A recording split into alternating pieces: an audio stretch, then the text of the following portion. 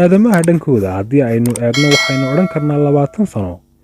waa kala bar cimriga dadka iyadoo oo ay xaaladdu sidaasi tahay haddana muddo 20 sano ah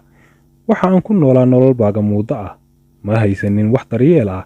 ma lahayn guri ma lahayn hu ama dhar aan ka xidho qabowga daran iyo cadceedda dhacaysa waxa aan deris la ahaa dugaagga la fogeeyo quutal daruurigayga ugu muhiimsana waxa uu ahaa khamriga daroogada iyo xashishada iyo wixii la mida waxaan gaaray heer aan hilmaamo higsigii iyo himiladii aan ka lahaa nolosha balse wax walbaaba si lama filaan ah ama kadis ah ayaa isu bedeleen iyadoo oo xaaladdu ay sideedii hore ku soo noqotay ama ay ka sii waanaatayba hadda waxaan soo sharaxay kursiga ugu sarreeya ee gobolkayga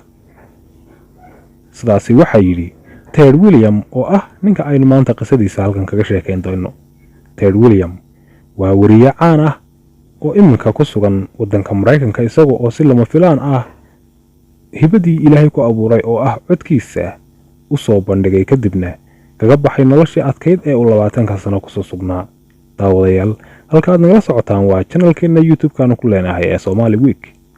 si aad barnaamijyada xiisaha leh ee aan mar walba halkan soo gelin ula socoto fadlan subscribe saar channelka isla markaana gambaleelka furo si aad u hesho muuqaal kasta oo aan soo gelino muuqaalkana like gareeya aad iyo aad ayaad u mahadsantiin dhammaantiin aan noo bilaabo muuqaalkeena la soco ilaa dhamaadka waa sheeko aad iyo aad u xiiso badan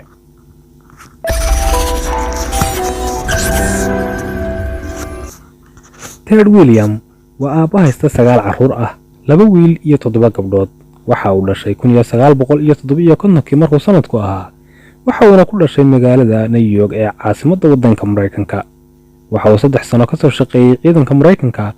si sharaf leh ayaana loo fasaxay waxa uuna si degdeg ah u aaday dugsiga codka wareynimada lagu tijaabiyo isagoo haystay dhiirigelin badan oo uga imanaysay dhinaca asxaabtiisa dhiirigelintaasi oo ahayd in uu noqon karo wariye ilaacadeed sanadkii 1971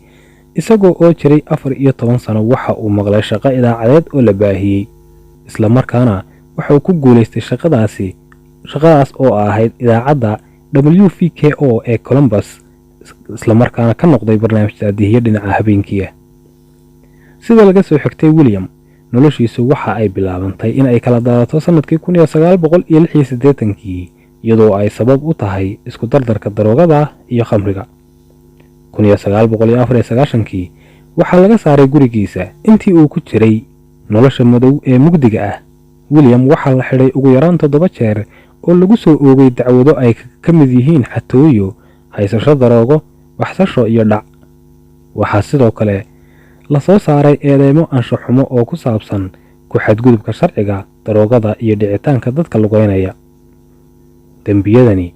waxa ay keeneen 2 xukun oo xabsi ah in uu maro Ted William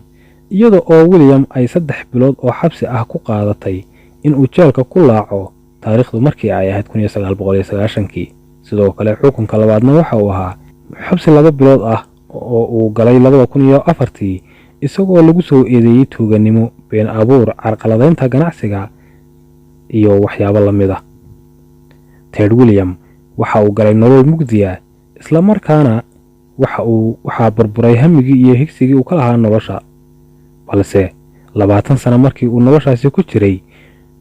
isagoo oo wadada dhinaceeda taagan isla markaana dadka weydiisanaya cunto uu cuno ayaa waxa si kadis muuqaal uga duubay qof gaari saaraa muuqaalkaasi oo lagu baahiyay baraha bulshada isla markaana aad u soo jiitay dad ka badan 10 milyan muuqaalkii laga duubay maalinkaas bal ila yara daawada Hey, I'm going to make you work for your dollar. Say something with that great radio voice. When you're listening to nothing but the best of oldies, you're listening to Magic 98.9. Thank you so much. God bless you. Thank you. And we'll be back with more right after these words. And don't forget, tomorrow morning is your chance to win a pair of tickets to see this man live in concert. muuqaalkan markii laga duubay Ted William ee lagu baahiyay baraha caalamka ku xiriiro isla markaasna ay dad aad u fara badan ay daawadeen waxa laga sameeyay falcelin aad iyo aad u fara badan iyadoo ay sabab u ahayd soo jiidashada ay dadka soo jiitay codka ninkani isagoo oo aad dad badani u xiiseynayeen in uu mar u noqdo balwariye ka soo warrama telefishan ama idaacadkaasi oo ay dadku ku ku raaxaystaan codkiisa. Ted Williams waxa uu Ilaahay hibo u siiyey cod legdan oo luxdan, kaasi oo soo jiidanaya dhagaha qofka dhagaysta.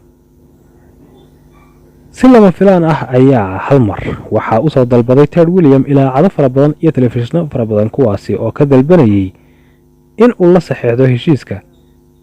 shaqaalanimada, kaasi oo ay ka dalbanayeen in uu u noqdo shaqaale u baahiya barnaamijyada isla markaana uu ka baxo noloshan mugdiga ah ee baagamuudada ah.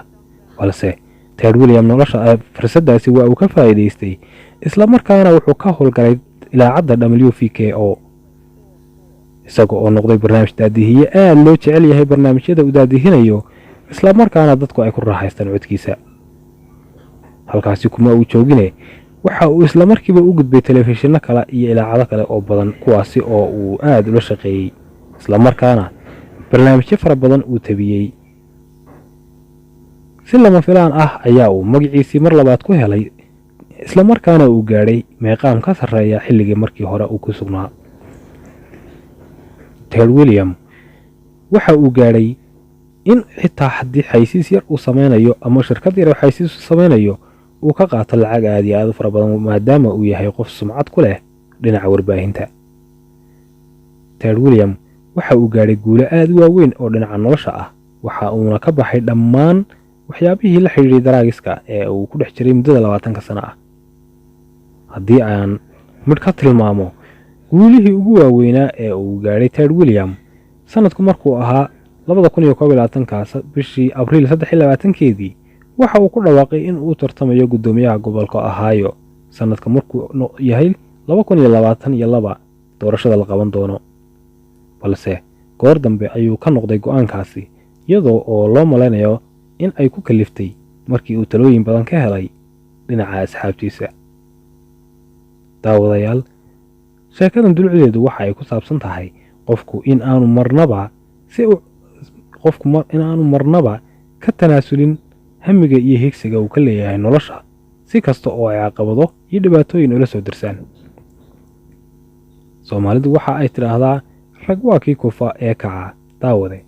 haddii ay dhibaata kaa haysato dhinaca nolosha, marnaba ha isu dhiibin. Ku dadaal sidii aad caqabadaasi u jebin lahayd derbigeeda, markastana noqo kii ka guulaysta nolosha ee ha noqonin kii ay noloshu ka guulaysato. daawadayaal, muuqaalka xiga intaynu ku kulmayno. Assalaamu calaykum waraxmatullaahi wabarakaatuh.